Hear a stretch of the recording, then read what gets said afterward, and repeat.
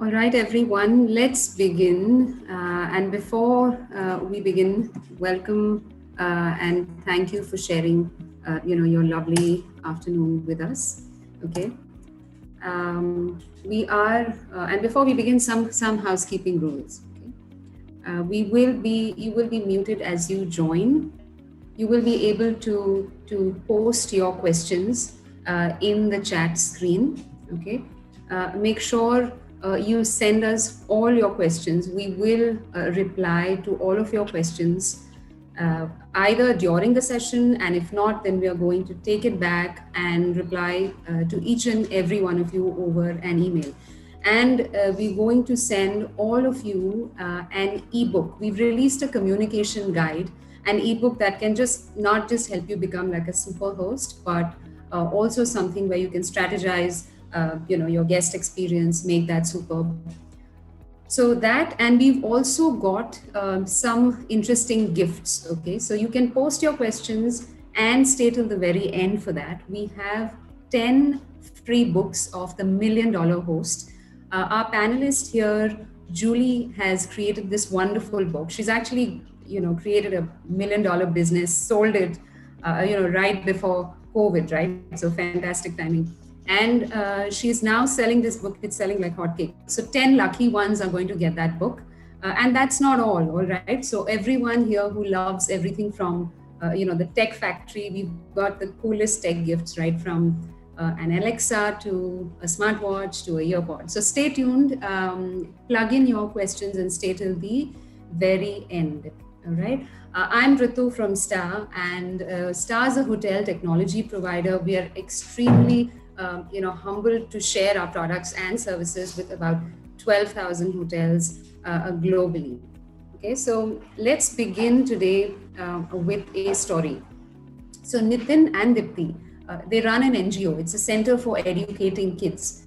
They started with just about 2 kids, and soon enough they started renting as a source of income. They started, fueling all this income from renting into their project. And I think they've educated more than 150 kids, and they're still counting. So this vacation rental industry has led to not just creation of micro enterprises, but also wonderful ways of contributing to society and coming to society here, right? So here's our little piece. We are looking forward to create this very powerful knowledge capsule for you. Well, it wasn't always like that. In the beginning, we were just very happy to host the show. but we have a fantastic panel, and that's why we're all excited. So let's begin, and I'm going to introduce you to this panel. I'm going to start with someone who, when not technologically challenged, loves watching Bollywood movies. He's an IT grad, a double master's in finance and marketing from XLRI. He's a co-founder of Vista Rooms. Welcome, Pranav Maheshwari. Pranav, I wish we could talk movies, but now 2021 hasn't been any less of a thriller, maybe an action thriller for the hospitality space, right? So please, tell us about your whole journey, your company. Thank you, Rutu. Thank you for this, and thank you for having me here. I think it's been a fantastic time. It's been a great learning experience over the last 1.5 odd years. So Vista, we started in 2015, and we've had our own share of pivots. At this moment of time, what niche we've identified is a brand in the home segment. Most of them have been premium homes which we are targeting across, and the vision is to build this brand. And very frankly, we've been, if there's something to be taken away from this pandemic, we've been lucky that the adoption of these homes and vacation rentals have been leapfrog. We'll talk more about that going ahead. Yeah, thanks Pranav, and welcome to the afternoon. We'll move on to someone who understands the jingle of money a little better than some others like me.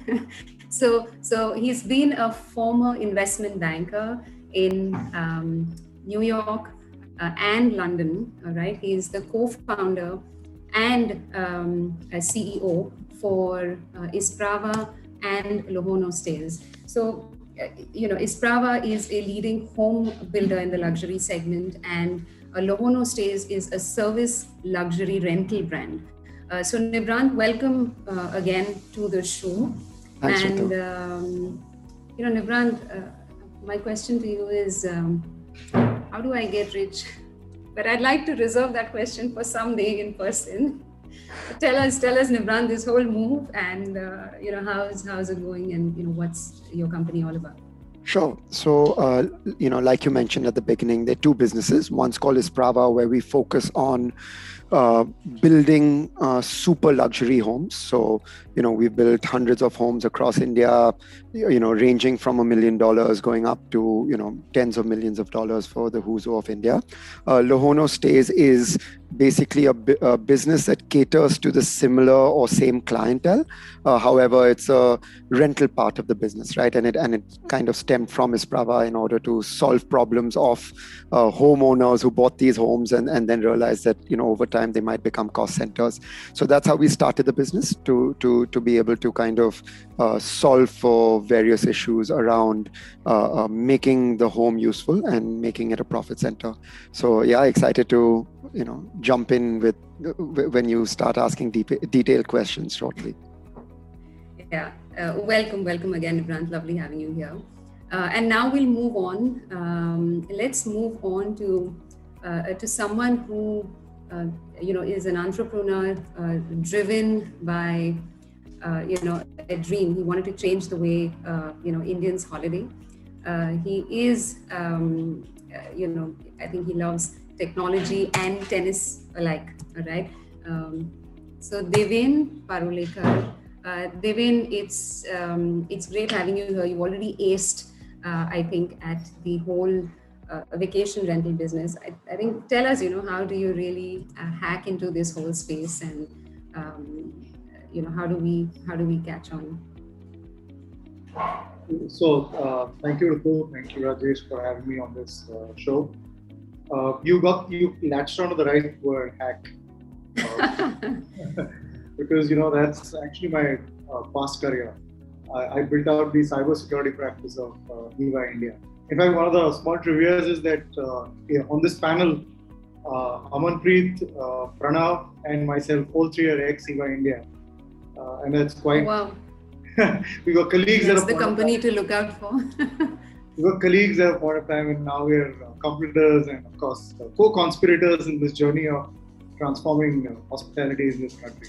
But yes, my dream is, genuinely to look at how Indians holiday and completely transform the way we holiday, from going to the traditional sterile hotels that you and I have always been used to, and actually stay in somebody's home, somebody's private home, somebody's private villa, private vacation home, and enjoy the luxury of owning one without actually having to own one.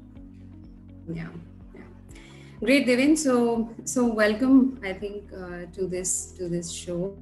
I am going to go across now to someone who is going to moderate our panel, and Amanpreet, who is the general manager for India, Southeast Asia, Hong Kong, and Taiwan. He loves traveling. We are humbled to know he's here with us, and he's been on Fortune's India list for the youngest and the brightest. He actually co-founded Let's Buy, and that was sold to Flipkart. So I think, thank you so much, Aman. Aman, we're really humbled to just have you here and have you moderating this session for us. I particularly had a question for you. So Airbnb, this whole vacation rental segment has, I think, moved. Not just made changes economically to a segment, but also socially. There are so many micro enterprises we hear of, and people are, enriching lives with just cultural, cross-cultural experiences. I think we'd love to hear, some interesting case studies, some story that you share. Thank you, Rutu, and thank you, STAAH, for inviting me here today. It is definitely a great pleasure to be sharing the dais with some of the best folks from the industry. And so would love to share my thoughts. I think you're right. Airbnb has been, pioneering the whole community development in terms of, authentic, experiential travel, made possible through our hosts.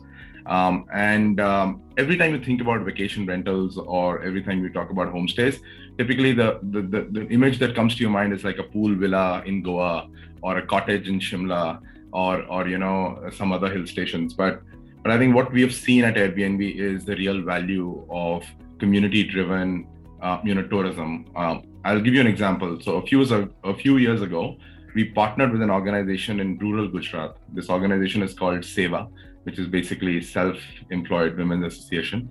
And this is a 1.5 million women strong association, which basically supports rural women in terms of, looking at secondary income as well as creating new opportunities for their livelihood.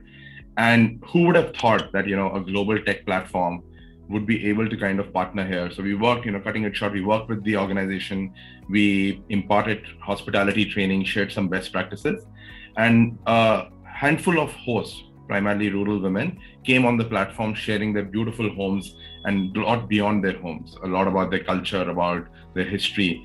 And I would just highlight one example. There is a host on our platform. Her name is Gauri Ben. She used to be an agricultural laborer. And for years, she's not educated. Agriculture income is the main source of livelihood for them. For years, the entire family would toil and kind of work hard to earn a certain amount of money. And when she got onto the whole platform and learned how she would be able to welcome guests from across the world, today she's hosted, guests from more than, say, 10 odd countries, many Indians, but from many other European and American and North America and South America continent. And today the entire just the earnings from the hosting process, right, or the homes that she's put on the platform, and it's like a rural home, thatched roof, 3 small rooms, but there's a lot that they share in terms of the culture, and they bring people into their community and give a very authentic experience. Today they earn more in a month than they used to earn as a family per year. And I think these are some of the most powerful stories that we've seen, that just by creating this new avenue where we marry the entrepreneurial spirit of Indians with the technology platform, really magic can happen. But I think what is important is the magic is in the hospitality that they offer. And now seeing her, many other women hosts have now opened up their home in rural Gujarat. And we see this, growing even more. And in fact, what it has helped is help the local economy, to kind of grow. And so there are new jobs for drivers, there are new jobs for local artisans, the restaurants have benefited. Wow. I think what it has done is one home has opened up an entire economic, niche. I think that is the real value of what technology can do. Very interesting. I think, Aman, you touched upon, I think, how even consumer trends are changing. Like she's opened her home out to people from 10 different countries. And we wouldn't imagine maybe they want to come to a very, like a cultural immersion where they want to experience. So I think that's really interesting. And we'd love to hear more of that, right? So I will. I'm going to share my screen. I think a couple of slides from you. It'll be lovely to actually get a few trends that I think Airbnb is witnessing, and something I think everyone could actually benefit from. Yeah. Thank you. Good afternoon, everyone. It's indeed, once again, a great pleasure to be here, especially, with some of the leading names from our small but growing industry. I think we all would agree that COVID-19 has been a global fork in the road moment for everyone. And we know that over the last 18 months, travel has fundamentally changed. And in this current state of global uncertainty, what we're seeing is that travel is seeing a comeback. However, travel is coming back in a new normal, and new trends are continuing to define the consumer preferences. So I thought, for me to kind of set the context and set the stage running for today, let me just share a few trends that we at Airbnb are witnessing. And I think the bottom line is that what we have seen is that listening to travelers around the world, it has shown us that the pandemic is driving key shifts in the way we live, we work, or we travel. So what has changed? For example, what is different from 2020 to 2021? After a number of months in lockdown, in isolation, in containment zones, there is an innate need for people to connect. And now there is a new pent-up demand. But what we are seeing is that travelers are moving away from mass tourism centers. And today they are now interested in a newer form of travel, short getaways, road trips, weekend breaks. What we've started to see is that these trends, such as, say, someone just getting into their car and driving about 200 kilometers from their home on one tank of fuel, is the new trend that we are going to see, at least for the near future. And as people begin discovering new areas, primarily in the domestic arena, areas closer to their homes, areas that are closer to their cities or within their cities, this is now creating a new wave of travel, where travel is now coming to newer communities. And that wasn't all. What we also started to see is that there are new use cases for travel that are emerging. For instance, people now want to get away for longer durations. Now the lines between living, traveling, and working are blurred. Many travelers now choosing to work remotely out of a room, maybe in the hills, at a beach destination, or in the rural, landscape. And we have seen people from, all walks of life, entrepreneurs, designers, professionals who are now embracing the work from home, where the home can be any home, anywhere in the country. And above all, what we also see is that there is a significant shift in the choice of accommodation. Are now looking for standalone properties that basically give them control over their surroundings. And I think this is something that we'll continue to see evolve as more people start traveling. What these shifts are also telling us is that travel is now going to benefit more and more newer and local communities economically. Rather than, in the earlier days where travel was just concentrated in a few tourist hotspots in a few tourism-oriented cities, what we are going to see is that travel is now going to spread across multiple new places, underserved areas, and this is now going to be a welcome shift. This is our first step towards making travel more sustainable.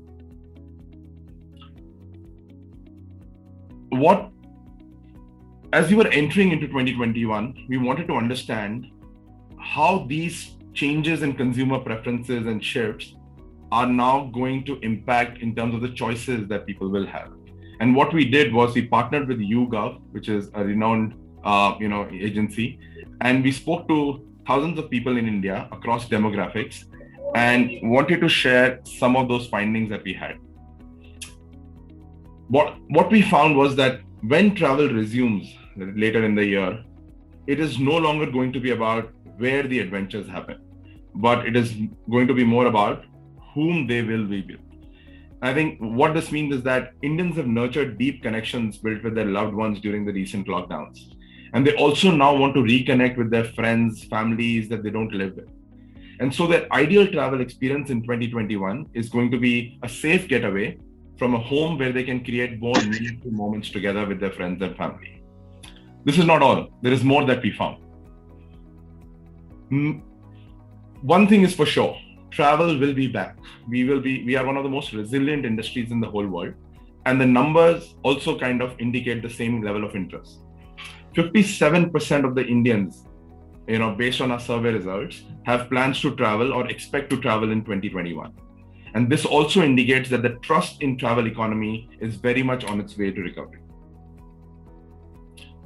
What we also know is when people do travel, trips with family and friends are on top of the list. 57% of our respondents said that this was their top priority. In fact, 50% of the millennials, which we believe that are going to drive the big travel revolution for India in the future, said that they would travel with or to see with their friends and family. Maybe we can move to the next slide and the next one. Next one, please, Rutu. We also asked where people would most likely stay when they traveled in 2021.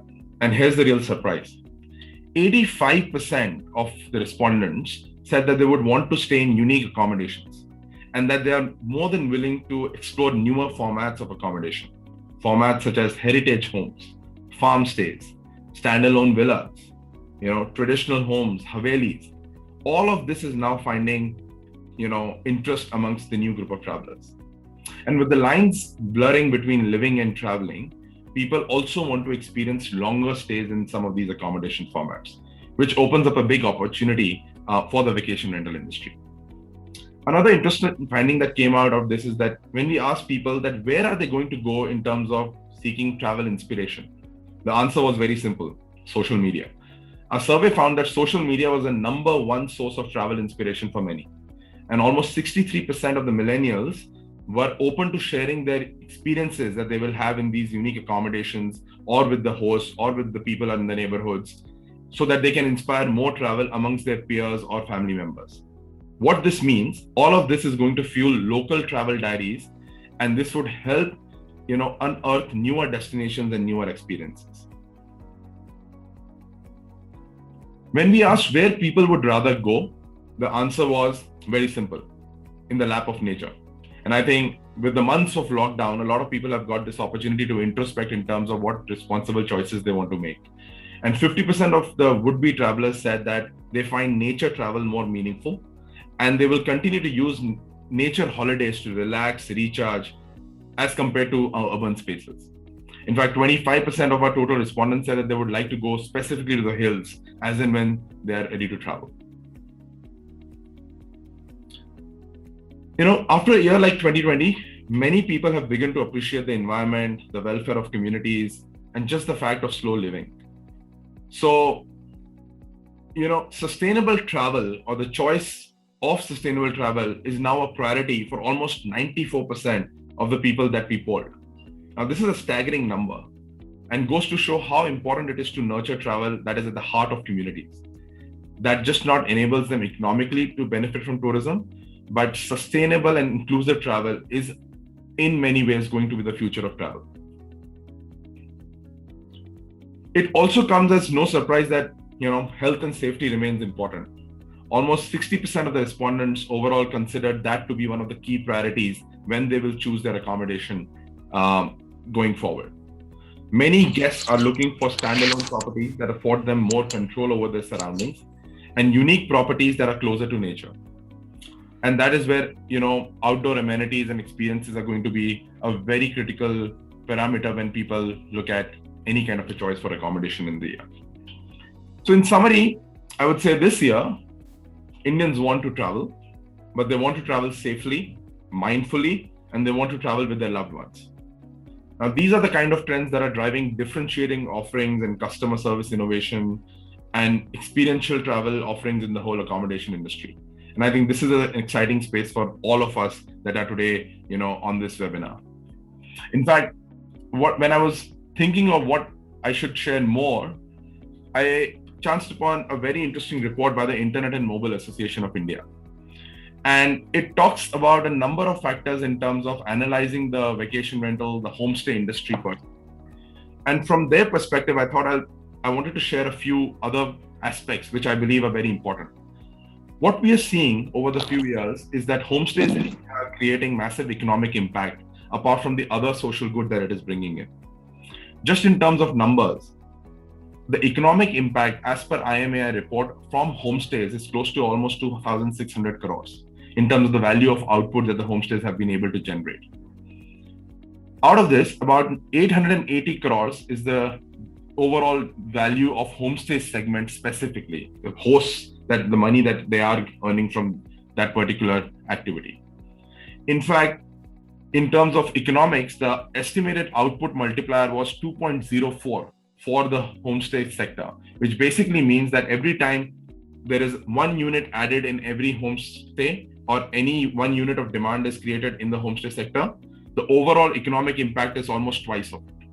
And more importantly, the estimated employment multiplier from the homestay industry in India is at about 4.38, which basically means that one homestay can end up creating 4.38 new jobs, which are outside of the homestays. For example, the local artisan, the local neighborhood, a local driver, the local gardener, all benefit from that microeconomic activity that happens when one new homestay comes into place. And what is also leading to is very, important aspect is the community development. 15% of the homestay owners spend their earnings on community well-being.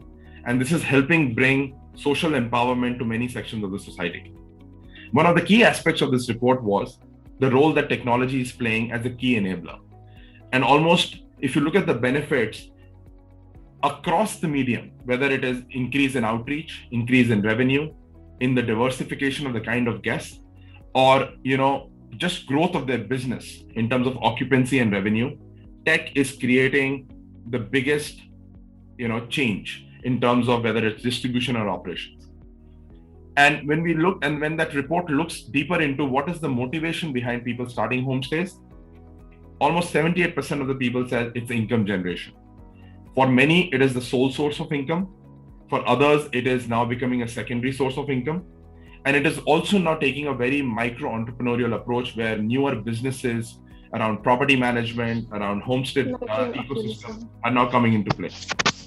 For many people, and this typically are the senior citizens who have empty nests, the children are now abroad and there are big homes that they have. Social interaction is also one of the key primary motives of starting homestays.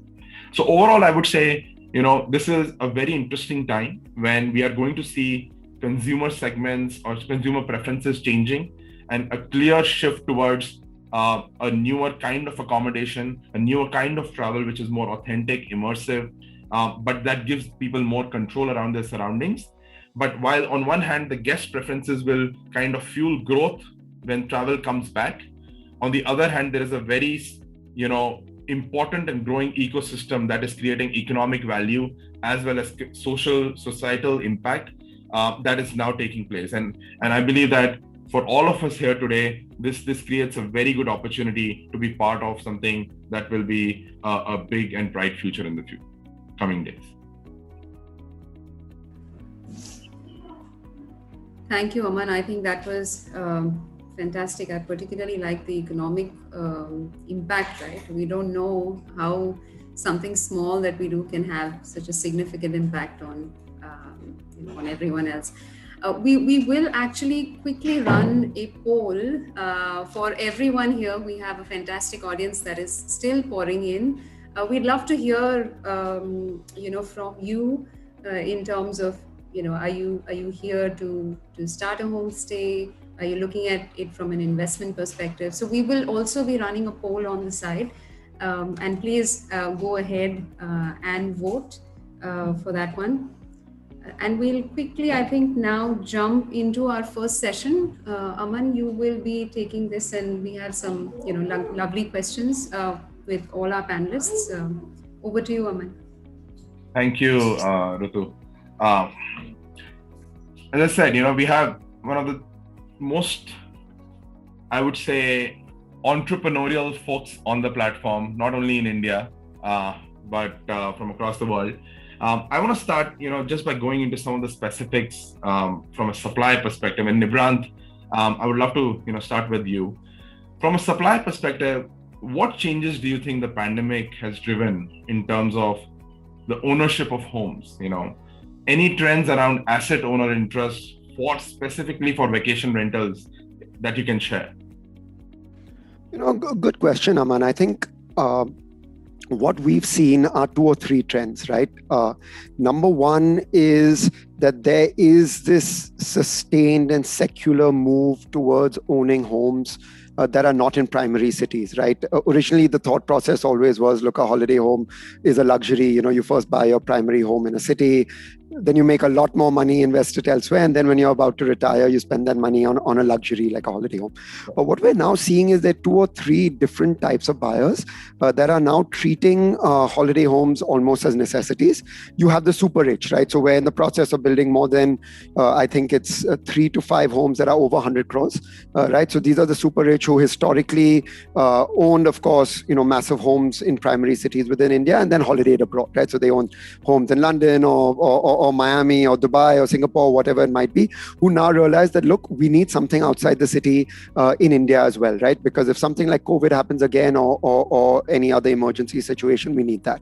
The second group we're seeing are, your younger professionals where where there's now realization that you can work from anywhere. You gave a few examples. You can. So why should we buy in a city, right? Why should we spend crores and crores of rupees, buying in a Mumbai, Delhi, Bangalore, whatever it might be, when we can rent here? Rental yields are extremely low in a city like Mumbai. You're talking about 1 to 1.5%, and we can then spend that corpus getting something with a garden, with a pool, with great internet, and as long as you're close to an airport, there's an opportunity to fly back to head office that once a week, once a month, or whatever it might be.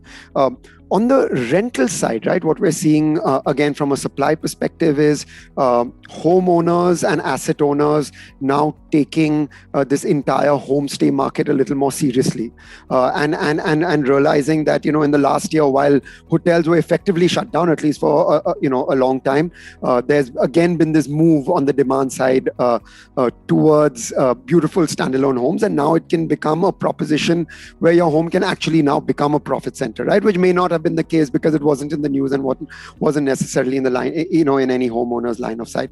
So I mean, in short, we're just seeing this entire move towards a lot more supply, a lot better supply, a lot more diversified supply, and a lot more willingness amongst the owners of homes to rent out as and when possible. Thanks, Nibhrant. Some very good insights. I think as more people are open to opening up their homes, I think that's a good news for the entire industry. Moving on to Pranav, staying on with the same theme, in your opinion, what are the top 3 things that one should know when you start thinking about either giving out your home to a company, or starting hosting yourself, or making an investment for, say, a secondary home specifically for vacation rentals? In your experience, what are the top 3 criteria that people should keep in mind when they get into this? Aman. So I think good insights over there with Nibhrant. So I think the top 3, choosing 3, I think one would be, hosting has a lot of stigma attached in the Indian society. So I think on a subconscious level, what we are saying is hosting is not new. We as Indians have been hosting since decades. In fact, Atithi Devo Bhava comes very subconsciously to us. So we have been hosting our friends, families over the period of time. I think at the same time, what we are saying right now is all of these home hosts, when they open up their home, they're doing a great service to the community and allowing people to come and build these happy memories. I still remember when we got into this space, about 25 of us went to a villa in Karjat, and we still repeatedly fondly remember those times. So I think the first point is that hosting is not new for us. So it is subconsciously, we know about it, we are doing it in general. The second thing is, in these times, hosting is not easy. A big shout out to all the second home owners, primarily women's wives, mothers who take the ownership of managing these homes. It is not easy monitoring, training, managing the staff, and that is where you get help from property management companies like us. So everyone needs help. Management of these homes are good. So hosting is not easy. Guests are demanding. With the entire safety security norms, while we are building this segment, you cannot go wrong. I think that is the second piece which I would want to say. So hosting is not new, hosting is not easy. The last thing is, I think Nibhrant touched upon this, is hosting is rewarding, I would say. Why I say this is, being from a revenue income or a expense generator, now your home can be an income generator. And Nibhrant touched upon this topic of commercial versus vacation homes. What we are seeing is almost double-digit kind of yields in many of these markets. So if anyone is planning to invest in a home at this moment of time, this is the time for one to do that. In fact, we very are pushy with all our homeowners that if you want to invest, you don't have a better time than this. And this is across the country. We have such leisure markets which are already been established, and according to us, travel has been changed for good. So I would say these 3 things. Hosting is not something new. It is not easy. At the same time, it is rewarding, and it is time for everyone to jump onto the ship. Thank you, Pranav. I think that's very clear insight that hosting is rewarding, and there is no better time than now to start looking at hosting or looking at this as an entrepreneurial opportunity. I want to move to Deven now. Deven, let's talk about demand. Pranav says hosting is rewarding, so I'm assuming that these are the best days for demand. So what can you share in terms of how you have seen for SaffronStays the demand for vacation rentals, for homestays shape up in the last few months, and how it has been different in the last 1 year than compared to previous? Okay, so COVID has been the demonetization moment, the way demonetization changed Paytm, and everything became digital, currency became digital. I think the same thing COVID has done to the vacation rental space, the space of ours. Before COVID, I think people were not even looking at these homes. Most of us used to only go to 5 stars or 7 stars and be very happy in the service that we get there. I think now all my friends, all my partners, everybody who I used to work with today, my phone call, my phone number is probably the most coveted phone number in that circle right now, because all of them are wanting to escape the tyranny of sitting inside your home and nothing to do. So several things have shaped demand. Number one, I think we wired up all our homes and made them friendly for work from home. So we saw through this demand from people wanting to go to a gorgeous villa in Alibag and work from Alibag. Today with all of us being on Zoom call, we're not even in any 5-star hotel in the banquet hall. There is no need for me to be in office. There is no need for me to be physically present. So I can work from Alibag, I can work from Cunard, I can work from Goa, I can work from Maldives, wherever, it doesn't matter. Or even my living room in Lohono. So work from home, online schooling was and has been one of the big drivers of occupancy in our. Second, we are seeing a lot of these celebrations which used to happen in banquet halls in Bombay and Pune have moved to private villas. So milestone birthdays, 50th birthday, 25th wedding anniversary, Doc's 10th birthday. Children are going off to the US to study, a send-off party for them.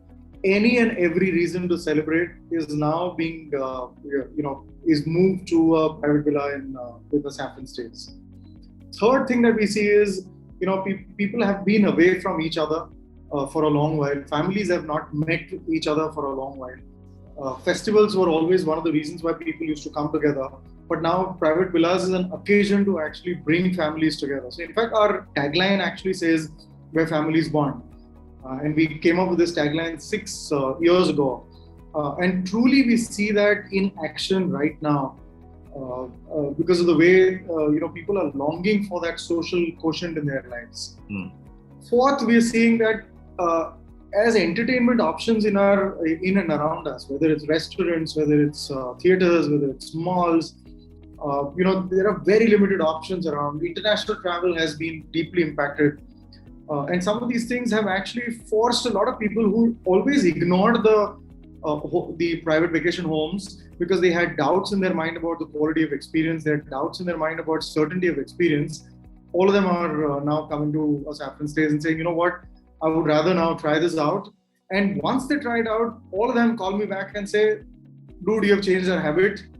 And that's why I say it's the Paytm moment or the demonetization moment, because your habits have to change. And these are certain pivotal moments in our industry's growth story, which actually change habits. And now the last point is, are these habits irreversible? Will people go back to hotels? Will people go back to normal types of hospitality? My answer is the jury is still out. We don't yet know. I think the second lockdown will tell me, the post opening of this second lockdown will tell us what that story really plays out. Interesting. No, Deven, thanks for sharing all these insights. I think the key takeaway from in this session is great time to own an asset, invest in an asset. Hosting is rewarding and consumer preferences are changing. So I think overall, it's one of the best times for this industry to grow. And I think it also, to your specific examples that you've shared, it is very clear, right? And we are also seeing the same trend, is that the lines between living, working, and traveling have now all blurred. And so it's no longer when you're on a holiday that you go and choose an accommodation to stay in for 2 days. I think the kind of use cases that you elaborated, the kind of functionalities that homes are now providing, and the kind of ecosystem that the way it's changing, it's clearly not just travel. It's also a way of life, and for many people also a kind of way to work, and then for many of us maybe that is the future. And these changes are for good, and hopefully they will define this industry going forward. But some great takeaways. So thank you, three of you, to kind of set the context for the coming sessions. I think fantastic in terms of just seeing how consumer trends are changing, spoiling some habits, looking at being a bright time for investment. So coming to investment, I think we will launch our poll right now on the investment piece, and it'd be good to just get a number and a count and see how many people here would probably be looking at investing into a home. And yes, keep pouring your questions in. We have some really interesting questions already. We will, have all of those pulled in together, and towards the end, try and get some answers, and some others, revert back to you. So yeah, go ahead and start polling. I think it's going to launch right now, and we'll then move on, I think, to the second session. Aman, over to you. Thanks, Rutu. I think, Pranav, I want to come to you now and specifically talk about technology, right? A lot of people have talked about the pandemic also leading to a massive change in terms of digital penetration. So what's happened is more people are now transacting online. More people are experiencing newer services online. More people are now discovering new businesses, services, and other things online. And it is also bringing new businesses and new avenues in terms of economic activity online. But what I want to specifically ask you is, what is the role of technology in a business like yours, in the whole business of vacation rental management? And would love to hear your thoughts across different spectrum of technology, whether it's distribution, operations, and also I know Vista is super active on social media. Would love to hear, like, how does all of this come together? And is tech now good to have, or is tech a must-have for success in this genre? So Aman, so we call ourselves a digital-first hospitality brand, and to be very honest, any new age organization in these times have to be digital, especially startups would need to be. Despite saying that, if we go back in Vista's journey, for the first 2 years, we went about just putting a playbook in place from one micro market. However, I think technology has different steps in it in our journey. To start off with this distribution, which is very, very critical, is to create this awareness, get this Vista's brand, and showcase these properties that there's something like this available for someone to try out. So over there, we build our own CRM solution over there. In addition to that, we have partners like Airbnb, MakeMyTrip, Booking.com. We seamlessly connect using STAAH. So the first key aspect is around the distribution piece of it. You can involve multiple areas of that piece, and technology where we are using that would be on our website with chatbots, with AI-driven searches, to help people come up and choose an option in a much better and easier way. So I think that is the first element to it, I would say. The second, for a business like ours, when we were operating 10 homes, managing it was a lot more easier. But when you want to scale up, you don't have an option but to depend on technology. Hospitality is all about putting together a checklist and checking that, and ensuring training and checking. I think these are the two things which we keep doing repeatedly around the clock. So before every check-in, we have a list of 80 items which needs to be checked. That happens, and right now we have a good bunch of safety and hygiene items in order to ensure that it is checked. And it is virtually impossible for someone to go manually and physically visit these places at all moments of time. So we are running a distributed hotel with almost 1,500 rooms across 30 odd cities. So for us, we deploy technology in terms of apps for operation teams, in terms of a solution which helps us to understand, okay, where were the issues, how do we block those properties, get those managed. We have more than 150 odd vendors on our platform who are using, they get all of their work jobs to be done. We have maintenance blocks, all of those happens largely driven through technology. So I think it's a great medium for us to ensure that we are doing the right things and keeps us on board. I think the scheduling is top notch. I think with the scale, you don't have an option, but we use technology, very, very dependent on technology. One thing which we keep tracking is number of people to property. I think someone like Vakasa, which is much senior, much mature in US. So they have 1:5, one person for every 5 properties. I think we tracking that very closely in Vista, and largely it's going to come. The efficiencies are going to come through technology. And the last piece is just from a revenue generation and a yield efficiency perspective, we deploy a lot of revenue pricing strategies. Over the last year versus this year, almost we have an increase in our average rates to the tune of about 35-40%. So obviously it's spurred by the demand, but at the same time it allows you to understand, okay, what are the trends like, what are the competition doing, how are you pricing compared to your hotel. So we deploy a lot of pricing algorithms to drive those pieces and drive our ARR. So these are the primary areas which I would say is touched upon with technology: awareness, operations, and pricing strategies. Very interesting. Clearly, technology is now enabling almost all functions to kind of run the business seamlessly. But before I close, one thing for someone starting up right now with, say, 2 homes, how easy is it for anyone to get access to some of the technologies that you mentioned? Do you think they can also do this before they reach scale? Yeah, so fortunately for us, Aman, at this moment in time, most of these are plug and play use tools. I think a simple Google search allows us. I think the key is not accessing the technology, is more about adoption of these technologies, which will define, okay, how well are you disciplined and how well can you adopt it. And I think that is the key, because again, Indians, we have habits and habits don't change easily.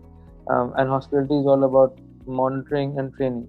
So it takes time. It takes time for getting your caretaker over there, but the adoption is there. Let me put that. It takes time. However, because these guys are used to WhatsApps, most of them are aware about YouTube videos.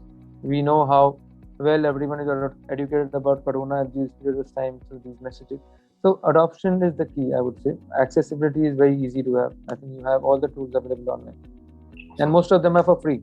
No, that's a great message. There are tools available for people to learn. Access is not a problem. Adoption is. And so the more you learn, the more you adopt, the better it gets for your business. So I think these are great insights. So thank you, Pranav. Deven, I want to come to you. SaffronStays is known for its amazing hospitality it offers across all the properties, and so does Vista and Lohono. But can you share some of the key aspects that a host or a property manager should keep in mind to make the stay for their guests memorable? Like, I'm just asking you, what's the secret sauce, Deven? Okay, all right. So there isn't any secret sauce, but I think it's plain vanilla common sense. See, the reason why a customer is coming to a private vacation home is because he or she is actually running away from the sterile experience that a hotel gets. Right? So you go to a 5-star, you go to a 7-star, you want to meet your friends, you have to meet them in the hotel lobby. You go to the swimming pool, you find there are 50 other strangers in the pool, you have no clue who they are. Right? And you don't want to be out there, you don't want to be having your kids judged because your kids are running around all around the place. You don't want them to be judged. So the need for privacy, the need to have only your loved ones around you is very, very high. So you're actually running away from, not just the city, but you're running away from a lot of people in your leisure place as well. So you go to a place to enjoy, you're running away from a lot of people. That's number one. Number two, you're also running away from the sterile food that is served. Okay, so in India you get paneer in 4 different colored gravies, and the names are different. The chicken is in. It's just so boring. So what I'm trying to hint at is that as a vacation home, you need to be authentic. You need to be a vacation home. The experience that you need to give to your customer is not to mimic the experience of a hotel, but actually create a very authentic home-like experience. So the family or the group of friends should go back and feel that over that weekend, they were owning that home and the staff was taking care of them as if they are the owners of that home, and not the traditional obsequious service that you get in a hotel. So if you notice very carefully, luxury is not about Italian marble or the fine Italian tapestry that is hanging on your walls. And luxury is actually about these stunning vistas that you have in front of you. The fact that the whole mountain, the whole valley, the lake is glistening in front of you, that's luxury. The luxury is the privacy that you get running away from the madness of our daily lives. So keep the experience authentic. Don't try and mimic what the traditional hospitality industry has been giving to you. And one of our secret sauces is all the food in all our homes is fresh, home cooked food, local, authentic, genuine food. It's not cookie cutter food. It doesn't get cooked in some central kitchen and delivered in boxes to you. No, we don't do any of that. All food is made right in front of you. And in COVID times, it just helps us because customers are extremely picky about some of these things and they actually choose you over. One small piece of trivia, we ensure that the vegetables that you get in our homes are grown within a 5 to 10 kilometer radius of the house. And that makes the whole experience authentic, because you may not even get those in your city, because they're small little ways, but you have to keep the experience very, very, very authentic. Thanks, Deven. I think the key word is authenticity. And you cannot mimic that, right? At the end of the day, immersive, local, authentic experiences are the ones that people are seeking for. And so this is really useful. Nibhrant, I want to talk supply with you again. You're my supply guy. You have presence across many cities, right? With Lohono. And then where are you seeing growth in the last few quarters? And what's your view? Would you see the number of cities growing, or do you see, from a VR perspective, the trend of people using homes is also going to spark a trend in like urban cities as well over a period of time? What's your view on that? Right. So here's what, Aman. I think I'll take your question in two kind of formats, right? One is from a rental guest format, right? So where does demand go to and where does demand come from, right? And then the second part, I'll just broadly just talk about where supply is getting built and why it's getting built in certain ways, and then and then I'll add your question on urban locations to that, right? So 2-3 things. Number one is in terms of the demand side. What we're seeing is that there is demand currently in a fairly agnostic fashion. So we divide our spaces into holiday destinations, your Goas and your Kasolis and your Aurovilles of the world, and then we divide them into what we call drivable locations, which are much smaller locations, but they're drivable. So we're seeing both of them kind of running neck and neck. The way we see this playing out over time is the number of drivable locations over time is going to increase because the number of cities that will provide demand, right? So will grow. So, if you look at our business, maybe 1.5 years ago, 2 years ago, before COVID, we had, 4 to 5 big cities that provided most of the demand. And now what we're seeing is it's actually a lot more scattered, right? You have tier 2, tier 3 cities providing a lot of demand as well. On the development side, Aman, again, what we're seeing is a number of new locations being added. Again, earlier, because the overall market for holiday homes was much smaller, people went to popular destinations, right? There were, in every year, there might have been, a few lakh buyers, and they went to the Goas and the Dehraduns of the world. Now what's happening is that market becoming a lot bigger, and the use case for those homes is changing, right? So now people are going outside big cities, willing to build homes outside big cities because they want to live there permanently. So we're seeing that entire supply market get a lot more diversified, and penetration is deeper in certain locations, but it's also a lot more spread out. Coming to your urban locations, look, according to me, there will be demand in urban locations as well. I mean, at the end of the day, a large majority of our holidays are in cities. So in the medium terms, people are going to want to go to cities. People are going to want to live in cities. And once they've tasted the fruit of, I'm doing a job for Airbnb here. But once a lot of these guests have tasted the fruit of living in the home and the privacy and the uniqueness and the localness, they'll realize that, look, even when I go to a large city or a small city, why do I need to live in a hotel, right? I can get a space all to myself, and my family can live there, and so on and so forth. So I hope I answered your question, Aman. But and you're good at summarizing all these, so I'm going to leave it to you to summarize rather than me doing it. No, this is very helpful coming in from an expert who's really putting in the money where the demand is, right? But I think one thing is very clear hearing the three of you. People are looking for authentic experiences. The pie is growing. The number of cities are growing. The origin markets are driving growth in new drivable destinations.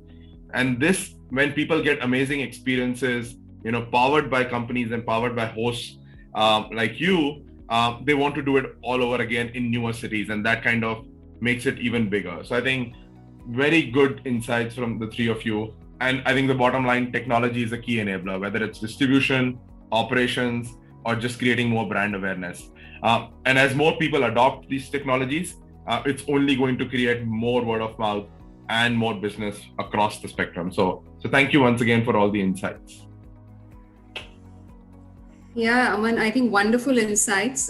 We also have our poll results that tell us that, about 25% people here are considering renting a part of their home, which is interesting insight. Another 24% they're, looking at considering renting their entire space. So a lot of questions pouring in with that.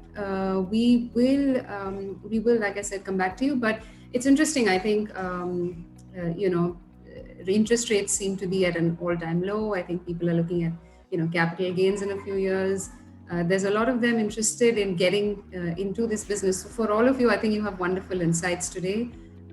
Adoption, keeping discipline, unique experiences. I think those are great points. I am now going to move on to introduce someone to you who actually grew up in a small mining township, where everyone knows everyone. She grew up riding go-karts, had a pet water buffalo, and someone who her first job was feeding crocodiles. And I believe someone who can fearlessly do that can achieve, wondrous things in life. So Julie, you have truly done that. You have, created a phenomenal business, sold it for $1 million, and you're already, I think, inspiring a lot of people. So over to you, Julie. Tell us your story. Thank you, Rutu. Gee, what an introduction. Yes, pet buffalo and feeding crocodiles, and now short-term rentals. Yay! The crowd goes wild.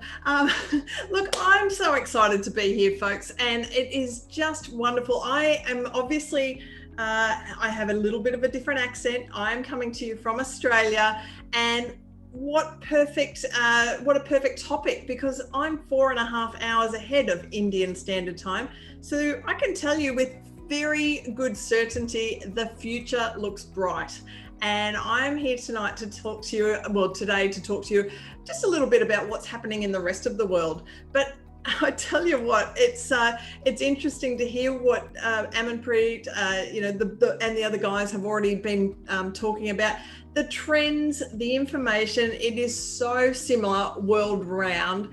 So it's very exciting to be able to, I guess, let me tell you a little bit about my story. And then I want to jump into what's happening around the world and what I can see in the crystal ball for the future. So I'm not psychic, don't worry. It's just a joke. But look, a brief summary of my story. As you can tell, I've got shameless plugs of this book all around me. My story began in 2016 when I listed my 1-bedroom apartment on Airbnb. I wanted to see what all the fuss was about. Everyone was talking about this amazing phenomenon, and I thought, right, I've got a furnished property. I'm going to list it on Airbnb, connect the Wi-Fi, put some linen in, and within minutes, I had my first booking. So the returns were incredible, the guests were incredible, and I just had a lot of fun doing this. So very quickly I recognized there was an opportunity for property investors. So I was working in real estate at the time, and I realized there were property investors who wanted to use their own property, who wanted a really good return on investment, and were looking for something slightly different. So I started a property management business where I would take people's properties, manage the process of listing it on Airbnb for them. And I was 100% Airbnb. So not sponsored by Airbnb, although Amanpreet, if you do want to send me a key ring or something like that, that'd be great. A t-shirt, there you go. A coffee mug would be great, thanks. But I just realized that this platform was one that was going to do all the marketing for me. And I just had to concentrate on getting the homeowners to give me their properties, while Airbnb got me the guests. So within a 2.5 year period, I was able to get together 130 properties, make or generate over $8 million Australian. Now I've done the conversion, 447, 954, 885 Indian rupees. Sounds way more exciting than an $8 million income, but it was a lot. It was a lot of money. And within 2.5 years, I got so excited, I wrote a book about it. $1 Million Host was really the story about how you too can create an enormous wealth without owning property by utilizing this incredible accommodation platform. Wrote the book. Within a 2.5 year period, I was approached to sell my business. So please, folks, the one thing that we're talking about here is an incredible cash flow generation business, but it is also that you're building up an asset to sell in the future. So please keep that in mind, that you are building a business that is a saleable asset. So I sold my business 6 months prior to COVID. Good timing, right? But now my role is to really just get out there, educate people, motivate, inspire, and hopefully convince people that they can replicate the same success that I have seen with the sharing economy. So let's talk about the industry. Let's talk about what's happening in Australia. And especially, I do most of my work now in the US. Even though I'm based in Australia, I'm Zooming every day with people in the US. What I'm seeing there is very similar to what we've already talked about, but let's just reiterate that the travel boom is coming. I promise you, we are all so desperate to travel again, to reconnect with our loved ones. We all want to, like the Aussies are ready to come and play cricket in India. So watch out, boys and girls. We are coming and we want to stay in one of your properties. But what you need to do now is get ready. Get ready for it. You either need to prepare your properties to self-manage or find a professional manager. You don't have to do this yourself. You can hand the properties over to a professional manager, but we need to recognize that yes, regional travel is going to increase. Unique properties are going to be on point. People want to stay somewhere unique. The most unique property where I live is an igloo on the beach. How random is that? But an igloo on the beach in the tropical North Paradise of Australia is the most popular one. Longer stays. Hotels and typical accommodation, I can see that they are now adapting a lot of short-term rental methods, flexible check-ins, flexible checkouts, keyless entries. So that's exciting. Properties catering, what sort of people are traveling? We're going to see lots of business travelers. It was mentioned before, we don't have to be slaves to the cubicle anymore. We don't have to be in an office anymore. We just need really good Wi-Fi. So you need to, if you've got a property and you've got great downloadable Wi-Fi, you need to screenshot that and put that as one of your first 5 photos in your listing. So there's my first tip. The second thing is, if I'm coming to stay in your property, I need a desk space. So make sure you've got a desk space. Set up a ring light. I know that sounds crazy, but a ring light will cost you a very small amount. Put that there, ready for Zoom meetings, ready for the Instagrammers, ready for the people that are working from your property. If you've got a multifunction center, a printer scanner set up, and maybe even a monitor, I can tell you right now, I will be coming to stay in your property, even if it is a little bit more expensive than the competition, just because of those things. Oh, and a good coffee maker as well. So they're the sorts of things that I can see that if you can prepare your properties now, put a few of those things in them, and then just really look at the the automation, the tech side of things. You need to get ready, because when this boom comes, you're going to have properties coming in. If this is what you want to do, you're going to have properties coming in, but you need a good foundation with great automation. So look, I'm going to give a shameless plug for STAAH.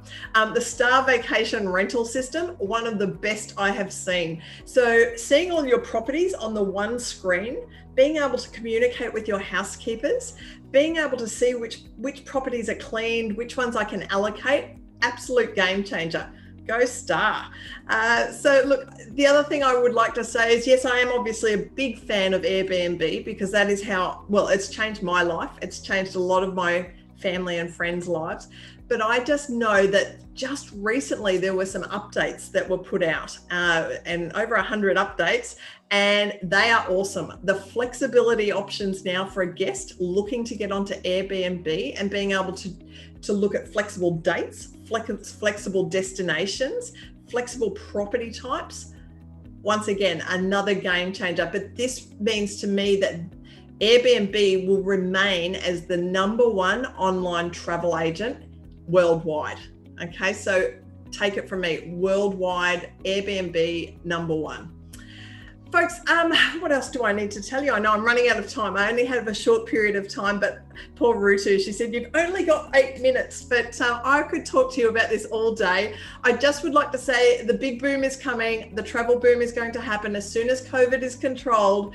Be ready for it. So what you need to do now is prepare yourself. Discover the best automation tools, prepare your properties, get your listings ready for the travelers, the post-COVID travelers, and take advantage of what is going to be a huge opportunity in our industry. So folks, absolute pleasure to be here with you today, as well as all the panel, and thank you for having me. Thank you so much, Julie. I think you have a wonderful way of projecting things. I'm already thinking of myself on the beach in an igloo, but you put down a few lovely things, right? Little things, I think, go a long way. Small things, that you just put out there. I think those are some very important cues. So I think great to have it here. We're going to run into a very, very quick, rapid fire. Okay, so these are just questions just answer off your hat, whatever comes to you. So let's start with you, Aman. If you were traveling or hosting, what would you prefer? Skimping up on amenities or like a fully loaded luxury or experience? I think I'll go for an authentic experience. So I would go for the first one. Okay, fantastic. Julie, what about an automated check-in or a personalized human welcome? You know, I actually love the personalized, and from all of my 130 properties, every guest that would come in, we would do a personal check-in. So as much as there's home automation and there's keyless entries, I still love meeting people from around the world. So give me a personal check-in any day. Okay. Nibhrant, what about a personal concierge or an Amazon Echo? What would you prefer? In India, it has to be a personal concierge, and I'll explain why. It's just because we are a lot more unique, and have very, very unique requirements, especially when you're in a group. So, but again, you can use technology around that. Yeah, interesting. Yeah, it's a combination too, right? Deven, tell us from your experience, what works well? Do you tie up with like a local restaurant, or is an in-house kitchen a better idea? Always in-house, and that too, not a fancy chef. You should have a cook from the village who knows how to make authenticity. The local delicacies on the wood fire, the chulas, or, wow. That brings something unique, right? You wouldn't get that. Yeah. Interesting. And I think, Pranav, audience preference, right? Would you prefer bachelors or families? I think every host prefers families. I think. Bad news for a lot of people here. But you have properties. See, the uniqueness of these places is that like every host has its own vision from the place. So we have properties which we clearly identify. Okay, these are properties which are away from cities. Everything is loaded. You come here, have a party, no problem. But so yeah, I think we have mixed for both. But every host prefers a family. All right, great. So I'm handing this back over to you, Aman. I think let's look at some other angles to this. Thanks, Rutu.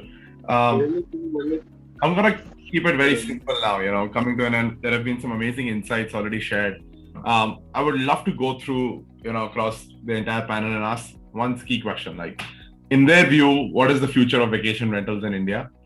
And what would be one piece of advice that they would give to anyone listening right now, whether they are looking at starting hosting, or they're looking to start a small accommodation business or buying a secondary home. In your opinion, what would be that one single piece of advice that would be very useful for them? So I'll start with Deven first. Deven, your thoughts on this? Future of vacation rentals in India and your piece of advice. Okay, so of course, as we are all on this panel and we are all of us in this business because we're very bullish about this segment. And I am extremely bullish about this segment. One thing that we need to know is that if you realize, we are actually far more sustainable in terms of our ecological footprint because we are reusing assets. Not a single brick or a mortar is being built by us, but actually somebody else has done it. It's already a sunk cost, and we are leveraging those assets, and we are unlocking the value of assets that had never reached their true potential. That's number one. Number two, if you look at the international rental yields, globally the international rental yields are around 3 to 4% for a good quality rental yield. Mumbai sits at around 2%. A vacation home today sits at around 5%. So even from an economic standpoint and the underlying land appreciation and the appreciation of a villa today, buying and investing in a vacation home makes a lot of economic sense, right? So it's not only unlocking the existing assets or the unutilized assets of people in the vacation spots, but it's also the new assets which will start seeing economic return. This headroom exists for the next 5 years at least, because by that time a lot of supply would have caught up. So this opportunity, at least to get a 5 to 7% economic return, exists for the next 5 to 7 years. Thereafter, I think we'll have to see how supply shapes up and how demand comes up. But I am very, very bullish on the long-term potential of this segment.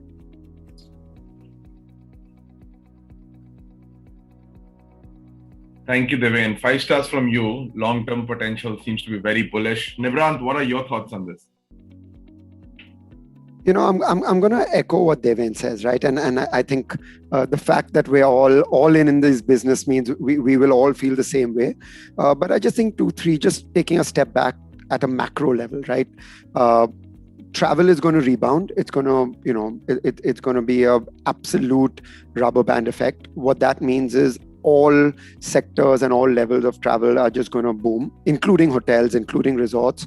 But I think this is our, and Aman, we've discussed this offline. This is our insurance moment. In India, till the 90s, there was just one insurance company, and that was LIC. And suddenly, when there was privatization, all the little, kind of private insurance companies just came into the limelight, right? And could take a market share away. And I think that's the case with, villa and home rental companies as well, right? It is a secular shift. It is a sustained shift. What we are seeing and the conversations we're having, and we've had, in the last year, thousands and thousands and thousands of guests staying with us. People are now putting a premium towards family, towards health, and long may that last, towards experiences rather than just things. And people are desperate to get out. I think my advice to anyone is, number one, understand what your market is, who you're looking to cater to, and look at that in a fairly narrow fashion. There's a lot of technology out there. I know Pranav covered that earlier. Use that. Don't go around trying to create your own demand. Again, there are more than enough platforms out there that have the demand. Ultimately, your business is, basis what is your CAC, right? Your cost of customer acquisition. And whatever you do, your CAC will always be higher if you try to do it yourself. Work with experts who have that economies of scale, who have the branding and everything else that can do it. And ultimately, just keep focusing on quality, right? It doesn't matter if you're, if I had to replicate you into a hotel, whether you're a 1-star or a 7-star, as long as within that category, you're catering to the correct clientele in the correct, fair and quality conscious manner, I think you'll win, right? And I think, finally, even if you have urban destinations, go to Airbnb, try to list there, because you'll see numbers that you can't if you did long leases, right? Just because that's the nature of the beast. Thanks, Nibhrant. Very good insights there. Again, very bullish about the future. Pranav, your thoughts?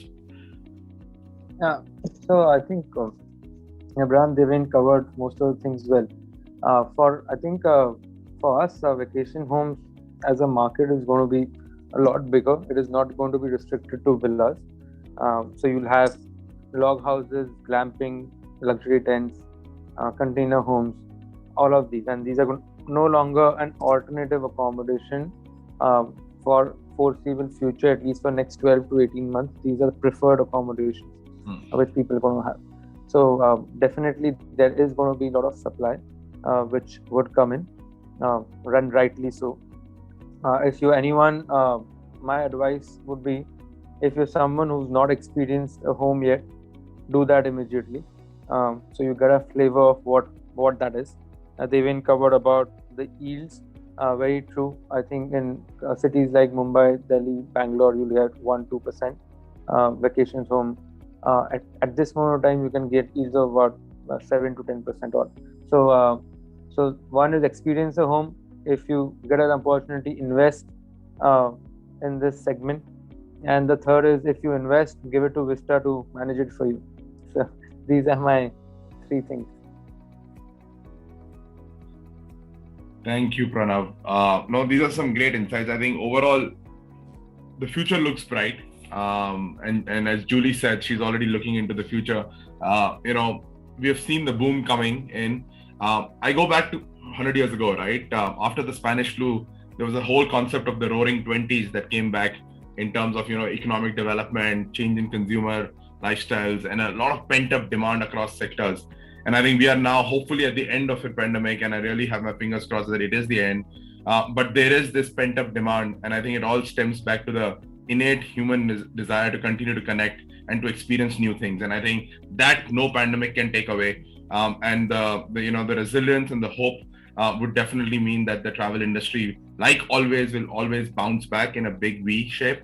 And I think with it, it'll bring new changes. I think tech acceleration, tech adoption, and this new sense of, experiential and innovative and an immersive travel is only good news for the industry. So thank you very much for all the thoughts. And I think for anyone hearing this today, the future looks very bright.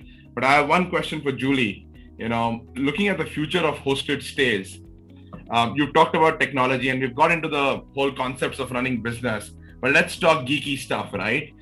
What role do you think technology is playing, gadgets playing in like creating new experiences for guests and hosts? Any new stuff that you've used, like gadgets that have made the hosting experience seamless or a memorable guest experience? Great question. And I've got to put my hand up and say I'm not the best tech person out there, but let's give this a crack. Look, there's a couple of gadgets that I would suggest at the moment for anybody that's in the short-term rental hosting situation. One being, well, actually, there's two different competitors, so I've got to be careful here. One is Noise Aware, which is a gadget that can basically check the levels of noise in a property. So it prevents the parties from happening before they actually happen. But there is a competitor that's just opened up in the market that I really, really like, and they are called Minut, M-I-N-U-T. Now, they don't only do noise monitoring, but they are checking occupancy. And how they do it is they can check how many devices are linked into your Wi-Fi. They also detect motion. So it's a security system. And the other thing it does, which I love because I'm in the tropics, and I'm sure India, you have the same situation with air conditioners being left on. And what Minut can do is do a temperature check and monitor if the temperature is, if it's outside, it's 40 degrees, it can check and say, okay, well, it's only 22 degrees in this property, and it has been that for a couple of hours. So it can actually, it's a device that you can actually self-install, and all you need to do is have Wi-Fi. So look, Minut is probably my number one take at the moment for a gadget and in the tech world for anybody that's hosting, both for your guests, but also more as reassurance for you as the property owner. Super. Thank you, Julie. I'm sure a lot of people are going online and testing these new things out, but thanks for your insider tips on how to use some of these new gadgets. I should have lined up a commission with them first before you asked me that question. The next $1 million. But thank you once again. And once again, I think I want to thank all the panelists for their expert views. Being part of the ecosystem myself, I do believe that the last few months have been very testing for our society as a whole. But travel gives people hope. Travel gives people a lot of, an inspiration to kind of look towards the future. And I think all of us are playing a key role in making sure that as and when people are ready to travel, we are able to provide amazing experiences that brings back the magic again, and the magic that is only made possible by authentic local experiences. So thank you once again, each one of you, for taking time out. I'll pass it on to Rutu now for Q&A and for the next steps.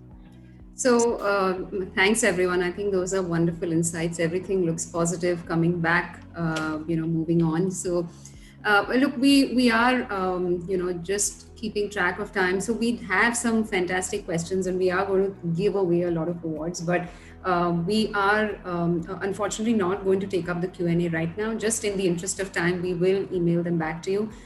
Our poll tells us that, look, 45% of the people are actually looking at, a second home from a great source of income. And there's another huge percentage that's telling us that people would love to just have a second home for leisure purposes to themselves. So to all of you out there, I hope, the session has been useful. We will also, send us in if you want to get in touch with a particular property management company. You're looking at someone to building a second home.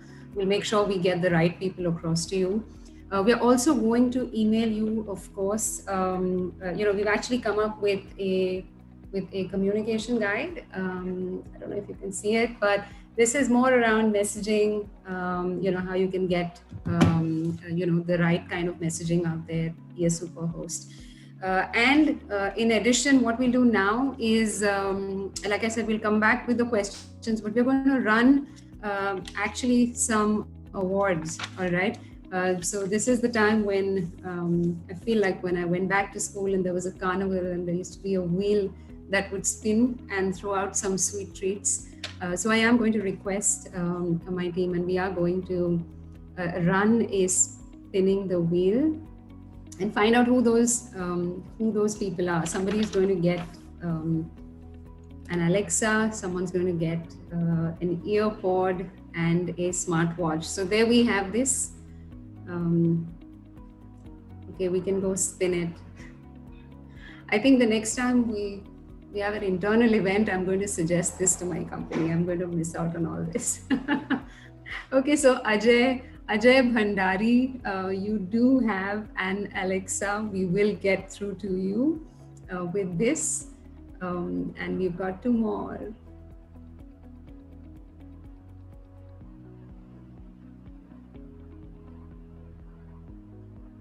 Okay, and here it comes. Viral Modi. Congratulations, you have won ear pods. Very useful, I think, in today's day and age. And while the third person names come on, we do have 10 copies of the $1 Million Host, okay, where Julie's got a lot more secrets revealed. So you will have that, you will have the ebook. So that's Dipti Bhujbal. Dipti, congratulations, you have a smartwatch, more like a Fitbit to keep you fit during these times. So I think fantastic. I think we've got a lovely audience, superb questions. Thank you, Pranav. Thank you, Nibhrant. Thank you, Julie, Deven, and Amanpreet. Thank you so much for being there, for all your support, all along. It's been just, fantastic having you. We will reach out to everyone over an email. We've got a download of questions. If you want to get in touch with us for technology, do that. If you want to get in touch with any of the panelists here, please do so. Unfortunately, we have only 10 copies of the $1 Million Host, but please go ahead and buy some from Amazon. I think it's selling like hotcakes, so that's the one to go for.